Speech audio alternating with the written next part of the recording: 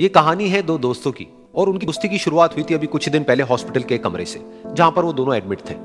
तो दोनों में से जो एक था उसको अभी कुछ दिन पहले एक पैरालिसिस का अटैक आया था, जिसकी वजह से गर्दन के नीचे की उसकी पूरी बॉडी पैरालाइज हो गई थी और वो अपनी एक उंगली तक नहीं हिला सकता था।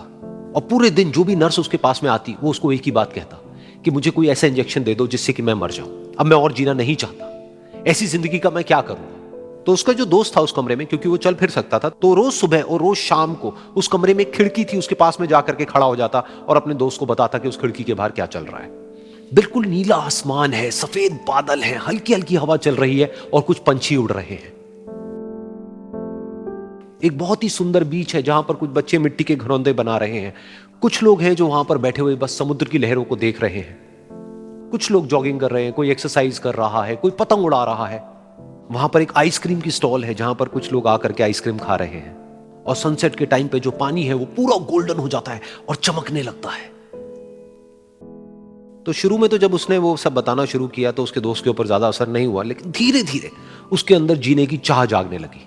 अब वो सुबह का इंतजार करने लगा कि जल्दी से सुबह हो और मेरा दोस्त मुझे बताए कि आज यहां पर क्या हो रहा है। कुछ दिन तक ऐसे ही चलता रहा। फिर एक दिन जब वो सुबह उठा तो उसने देखा कि सामने वाला बेड खाली है। फिर उसने नर्स को बुलाया और उससे पूछा कि क्या वो डिस्चार्ज हो गया है। तो नर्स ने कहा कि आपको तो उन्होंने बताया होगा, उनके पास कुछ ही दिन बाकी थे और कल रात को ही उनकी डेथ हो गई है। ये सुन करके उसके अंदर की उम्मीद पूरी तरह से टूट गई, क्योंकि सिर्फ उसका दोस्त ही था जिसने उसको बाहर की दुनिया से जोड़ा हुआ था, जिसकी वजह से वो जान पाता था कि बाहर क्या हो रहा है और ये दुनिया कितनी खूबसूरत है।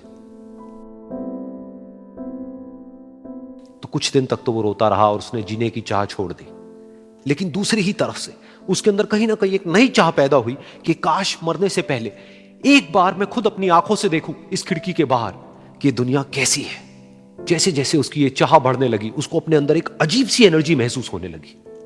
और फिर एक दिन उसने अपनी पूरी ताकत लगा दी और किसी तरीके से वो बेड से नीचे गिरा और पकड़ पकड़ करके किसी तरह से उस खिड़की तक पहुंचा। फिर उस खिड़की को पकड़ करके वो खड़ा हुआ और खिड़की के बाहर देख लिया। लेकिन खिड़की के बाहर देखते ही वो गुस्से से भर गया। उसने जोर से नर्स को आवाज लगाई और जैसे ही नर्स आई उसने नर्स से पूछा, ये तुमने क्या किया, ये खिड़की के बाहर काली दीवार क्यों खड़ी कर दी।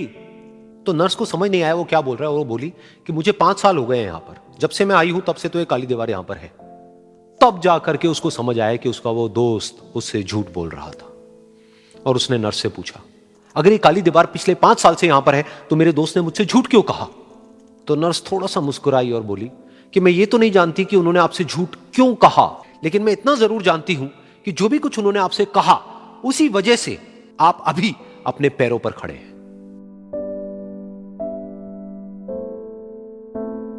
तो इस कहानी से हमको यह सीखने को मिलता है कि जो हमारे शब्द हैं, जो हमारे वर्ड्स हैं, जो हम अपने मुंह से बाहर निकालते हैं, उसमें इतनी पावर है जिसकी कोई हद नहीं है। वो किसी आदमी को गिरा भी सकते हैं और उसको उठा भी सकते हैं।